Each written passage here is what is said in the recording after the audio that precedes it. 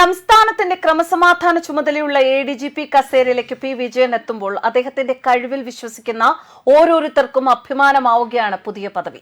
വൈകിയാണ് എങ്കിലും ഈ പദവി അദ്ദേഹത്തിന് അർഹിക്കുന്ന പദവി തന്നെയാണ്. പഠിക്കുന്ന കാലത്ത് തന്നെ സ്വന്തം കുടുംബം പുലർത്താൻ കെട്ടിടം പണിക്ക് പോകേണ്ടി വന്ന കഠിനമായ ബാല്യം. കൂട്ടുകാർ 10ാം ക്ലാസ് പരീക്ഷ എഴുതുമ്പോൾ സാഹചര്യങ്ങളുടെ സമ്മർദ്ദം മൂലം 10ൽ പഠിപ്പ് നിർത്തി കോഴിക്കോട്ടെ പുത്തൂർ മഠം എന്ന ഗ്രാമത്തിൽ കല്ല് ചെത്തി ചുമര് കെട്ടാൻ ഇറങ്ങിയ 15കാരൻ. ആ 15കാരൻ ചരിത്രം തിരുത്തിക്കുറിച്ചു.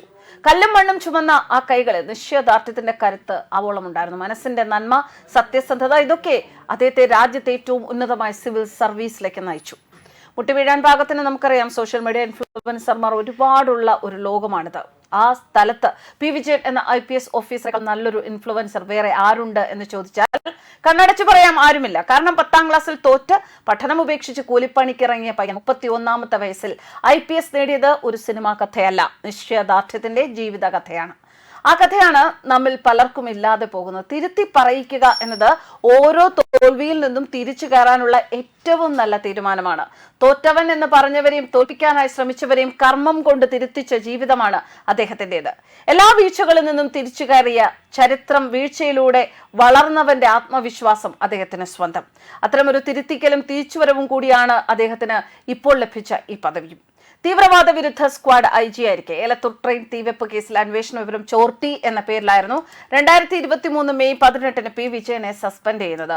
ADGP MR അജിത് കുമാറിന്റെ റിപ്പോർട്ടിന്റെ അടിസ്ഥാനത്തിലായിരുന്നു നടപടി. ചീഫ് സെക്രട്ടറി 2 തവണ അനുകൂല റിപ്പോർട്ട് നൽകി. 6 മാസം എടുത്തു സസ്പെൻഷൻ പിൻവലിക്കാൻ. ADGP ആയി സ്ഥാനക്കയറ്റം നൽകിയപ്പോഴും പോലീസ് അക്കാദമി ഡയറക്ടറായി ഒതുക്കി. പിന്നീട് ഇന്റലിജൻസ് മേധാവി സ്ഥാനത്ത് പി വിജയൻ. രഹസ്യ വിവരം ചോർത്തിയെന്ന ആരോപണം നേരിട്ട ആളെ തന്നെ രഹസ്യാന്വേഷണ സേനയുടെ തലപ്പത്ത് നിയോഗിക്കേണ്ടി വരിക എന്നത് ഒരു തരത്തിലുള്ള തിരുത്തി പറയിക്കലാണ്. സസ്പെൻഷൻ നടപടിക്ക് വിധേയനായ വ്യക്തി വിശിഷ്ട സേവനത്തിലുള്ള രാഷ്ട്രപതിയുടെ അംഗീകാരം നേടുക എന്നത് മധുരമേറുന്ന നേട്ടവുമാണ്.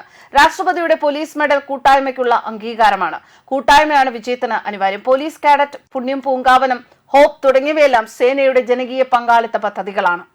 10ാം ക്ലാസ്സിൽ തോറ്റവൻ എന്ന ചിത്തപ്പേരിൽ നിന്ന് IPS നേടിയവൻ എന്ന് തിരുത്തി വിളിപ്പിച്ച ജീവിത ചരിത്രമുള്ള പി വിജയന്റെ കരിയറിലെ 2ാം വരവും ശക്തമായൊരു മറുപടിയായിരുന്നു. ADGP MR അജിത് കുമാറിനെ ക്രമസമാധാന ചുമതലയിൽ നിന്ന് മാറ്റിയതോടെ ഇന്റലിജൻസ് മേധാവിയായിരുന്ന മനോജ് എബ്രഹാമിനെ ക്രമസമാധാന വിഭാഗത്തിന്റെ തലപ്പത്ത് നിയമിച്ചിരുന്നു. ഇതോടെ വന്ന ഒഴിവിലാണ് പി വിജയനെ ഇന്റലിജൻസ് ADGP സർക്കാർ നിയമിച്ചത്. കഷ്ടപ്പാടുകളോടും പ്രതിസന്ധികളോടും പൊരുതി നേടിയ ചരിത്രമാണ് പി വിജയന്റേത്. കോഴിക്കോട് കുന്നമംഗലത്തിനടുത്ത് പുത്തൂർ മഠം എന്ന ഗ്രാമത്തിലെ സാധാരണ കുടുംബത്തിൽ ജനിച്ച വിജയൻ 10ാം ക്ലാസ്സിൽ പരാജയപ്പെട്ടിരുന്നു. പിന്നീടാണ് അദ്ദേഹം കൂലിപ്പണിക്ക് പോയത്. 2 വർഷത്തിന് ശേഷമാണ് SSLC പരീക്ഷ വീണ്ടും എഴുതി ജയിക്കുന്നത്. പിന്നീട് വെല്ലുവിളികളെ പൊരുതി തോൽപ്പിക്കുന്ന വിജയന്റെ ചരിത്രമാണ് കേരളം കണ്ടത്. ഇക്കണോമിക്സിൽ MAയും MPhilഉം നേടിയ ശേഷം 31ാം വയസ്സിൽ IPS. എന്തായാലും ഇപ്പോൾ വീണ്ടും അദ്ദേഹത്തിന്റെ ഈ ഒരു തിരിച്ചുവരവ്, അദ്ദേഹത്തെ സ്നേഹിക്കുന്ന, അദ്ദേഹത്തിന്റെ നന്മ അറിയുന്ന മനുഷ്യർ എല്ലാവരും കൈയടിക്കുകയാണ്.